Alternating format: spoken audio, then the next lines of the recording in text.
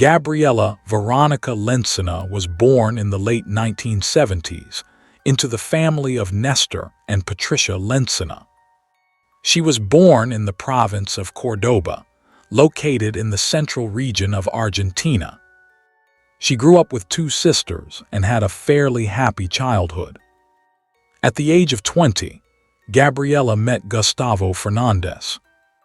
In the mid-1990s, they had a son, Franco, and then a daughter, Patricia Inés. It is reported that the children took their mother's surname because the father was not involved in their upbringing. The marriage ended in divorce. Gabriela was left alone and looked for a man who would be a reliable support to her. The search did not last long, and soon she married Walter Luna. He took loving care of her children and always treated them as if they were his own. Later, the couple had 4 more children: Maximiliano, Sofia, Mailna, and Juliana.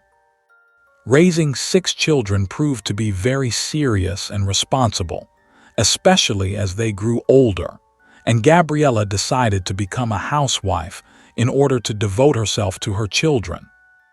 The large family moved to a country house near Walter's workplace. In 2014, Gabriela met a man named Christian Sebastian Vidla from Córdoba. A relationship developed between the two, which they carefully kept hidden from her husband. It is known about Christian that he was born on November 17, 1980, and was one of 3 children in the family. His father, Vicar Vidla, worked on a construction site, and his sister Maria took care of the household. In his youth, Christian dropped out of school and began helping his father, who was a bricklayer, until he learned the trade himself. He was fascinated by his new profession and worked on construction sites for many years afterward. In 2003, Christian married a woman named Andrea Ferreira, with whom he had been friends since high school, and they had 4 children. In 2013, the couple separated, but the divorce was only finalized several years later. The relationship between the spouses was anything but ideal. At one point, Andrea filed a complaint against her husband for insulting her, but that did not stop Christian. He made no effort to change his behavior and continued to be temperamental and aggressive even after their separation. Because of their children, they still had to be in contact. At work, Christian repeatedly found himself in unpleasant situations because he made rude remarks to various women. He also behaved inappropriately toward young girls between 15 and 17 years old, students at the school where he worked as a bricklayer. Gabriela had an extramarital affair with this conflicted man for 3 years without her husband knowing. She would have kept this secret to herself if something unexpected had not happened. In 2017, Gabriela became pregnant by her lover. Walter found out and their marriage broke up. He was so deeply hurt that he was no longer willing to live in the same place as Gabriela. She had to leave the house, leaving it to her husband and children. Because of a complicated pregnancy, she decided to move from the countryside to the city, where her parents and her oldest daughter, Patricia, lived. This gave her the opportunity to receive treatment in good clinics. Gabriela and Christian settled in a house in one of the neighborhoods of Córdoba. The couple solidified their relationship, and at the end of 2017, she had a daughter, Amber. After this event, they both became drastically estranged from their previous families and eventually left the care of their former children to their ex-partners. From that moment on, their relationship began to deteriorate rapidly. Trust was out of the question because both had a history of infidelity and were consumed by jealousy. Each sought total control over the other. They went everywhere together and never visited friends without the other. Over time, This kind of life became a burden, and they began going out alone and hiding the truth from each other. Christian, for example, met with his ex-wife several times and even took Amber with him without his new partner's consent. Meanwhile, Gabriela secretly went to the gym and the market at least once a week. During this time, Christian's manipulative and abusive behavior became clearer by the day, and Gabriela regularly suffered physical and emotional abuse. Life with a tyrant took a heavy toll on her. In 2019, Gabriela was tasked with looking after a small child. She began going out more often and felt a certain relief, but the sense of freedom turned out to be an illusion because Christian monitored her every move. He accompanied his wife wherever she went, watched her return home, and there were times when neighbors intervened in their arguments. On several occasions, they called the police, but their attempts to help with the couple's quarrels were fruitless because Gabriela always defended Christian. She was annoyed by the intrusive people who tried to help her, assuring them that nothing was wrong and that everything was fine. Because of this attitude, the neighbors no longer reacted to the couple's arguments and scandals. Even the daughter, who was the only one aware of the situation, could not convince her mother to change her mind. On November 26, 2020, neighbors turned to Patricia to report another instance of Christian's violence against Gabriela. She immediately filed an anonymous report with the police. The officers' visit to the couple's home went as usual. On December 26, 2020, exactly 1 month after the daughter's attempt to help, a tragedy occurred. That Sunday, around 8:00 p.m., neighbors heard screams coming from the couple's house, but this time they sounded different, desperate cries. The person making them was in severe pain. They were so loud that local residents felt compelled to call the police. At the same time, Christian phoned Patricia, asking her to come over. Later, in an interview with the media, she said that at the time of the call, she heard her mother's screams of pain in the background, but did not know what she could do. Christian's voice was calm and steady. Patricia arrived immediately, and the neighbors called the police. The officers were met with a terrible sight. Gabriela had suffered many deep burns. Her entire body was covered in wounds. Christian wrapped wet towels around her to try to ease the pain a little. Her only witness was little Amber at her side. Despite the severity of her injuries, Gabriela defended Christian as always. With her last strength, she told the police officers and medical personnel that there had been an accident in the house and that her husband was not to blame. When Patricia arrived at the scene, the doctors had already convinced Gabriela to go to the hospital. She was lying on a stretcher in the ambulance, and Christian was sitting next to her with little Amber. When he saw Patricia pull up in front of the house, he became enraged, insulted her, and told her to leave, reminding her that she was not welcome there. All of this seemed illogical to her, as Christian himself had contacted her by phone and asked her to come. Feeling insulted, Patricia responded dismissively and accused him of burning her mother. Gabriela, who could barely put a sentence together at this point, asked Patricia to take her 4-year-old Amber with her, but the father flatly refused to hand over the child.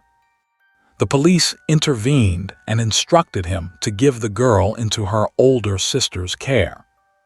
As the ambulance drove to the burns unit at the hospital in Cordoba, taking Gabriela for urgent treatment, Patricia used the opportunity to be alone with Amber and ask her what had happened. The little girl's words confirmed Patricia's worst fears. Amber said that when her mother lit a cigarette, her father poured liquid from a bottle over it, and then everything caught fire. While Christian was at the hospital, he phoned Gabriela's parents, assuring them that she was doing well, was on the mend, and only a few days away from being discharged. One day, however, Nestor, her father, managed to get into the hospital where he learned the truth. It turned out that Christian had been lying the entire time, and that Gabriela was in the intensive care unit in a coma, in a very serious condition. Burns covered 30% of her body, and although most were concentrated on her chest, the skin on her arms, pelvis, both thighs, her right arm, and the sole of her left foot was also severely traumatized. In addition, the victim's airways were completely compromised, so Gabriela could only breathe with the help of medical equipment. She died a week later on January 3, 2021, at the age of 43. Initially, the case was assigned to Commissioner Jose Edgardo Montoya, who did not take into account the complaints and statements from Gabriela's family, even though they could prove that Christian had set the fire deliberately. Jose classified the incident as a simple household accident and instructed his subordinates not to investigate the matter or forward it to the judicial authorities. The Domestic Violence Department of the Public Prosecutor's Office, which not only found it appropriate to open an investigation after Gabriela's death, but also accused her husband of committing the crime, took a completely different view. Laura Battistelli was put in charge of the investigation team. Although the incident was initially classified as a suicide attempt by Gabriela, because Christian stated this to the emergency services, the Domestic Violence Department of the prosecutor's office looked into the complaints made by the deceased's relatives before and after the incident. The prosecutor's office also placed great emphasis on the little that Amber said in her interaction with Patricia. In addition, statements were obtained from neighbors and relatives who testified that Gabriela was clearly being abused by her husband. Meanwhile, Christian, who had been granted custody of Amber and had thus alienated her from her siblings and grandparents, realized he was under suspicion. Accompanied by several unknown individuals, he hurried back to the house and removed all his belongings so he could leave before the investigators arrived. He did not get far. Prosecutor Bettina Croppi concluded that Gabriela's death was the result of a deliberate attack and therefore classified the act as murder. She immediately demanded the formal arrest of 40-year-old Christian on January 6, 2021, one day after he broke into his own apartment. Christian was arrested and taken to a prison in Cordoba, where he was held until the investigation was completed and the trial began. In his first interrogation, the man described his version of events in detail. He stated that he and his wife had to go to her mother's house that day to buy meat because their refrigerator was broken and could not store food for more than a few hours. Gabriela, who had taken a bath with Amber a few minutes earlier, went with her daughter into the dining room to brush her hair, and Christian was washing his face and brushing his teeth. At that moment, he heard his wife and the child screaming. When he came out of the bathroom, he found his wife's body engulfed in flames. Christian said he acted quickly and coolly, taking her under the shower to douse her with water and extinguish the fire, then covering her with towels and immediately calling emergency services, Patricia, and the fire department. Because the suspect presented Gabriela's injuries as self-inflicted or a suicide attempt, the police officers who arrived at the scene could not disprove it at that moment. They searched the house and took the owner's word for it. Later, during the investigation, the house was searched again, and it became apparent that Christian's initial statement did not match the search results. It turned out the fire had not broken out in the rooms the man had mentioned. By this time, the autopsy on the body had been completed, and the cause of death was determined to be multiple organ failure due to severe burns. However, the coroner's report contained further revealing details about the injuries Gabriela sustained. Investigators established that these injuries could not have been inflicted if events had unfolded as Christian described. Forensic evidence showed that it would have been impossible for the cigarette Gabriela was supposedly smoking to have caused the fire through superficial contact with the alcohol bottle. The investigation therefore concluded that the combination of fire and flammable substances was the result of deliberate human action. Despite this evidence, the investigation continued. Patricia's statements showed that her mother's relationship with Christian was very tense. About a year earlier, Gabriela had told her daughter that she was being abused by her husband, but she asked her not to get involved because she wanted to handle the matter herself. She also told her daughter that she would have to look after Amber if something happened to her. Patricia told the media that what worried her the most were her mother's words that her relationship with Christian could end in the death of one of them.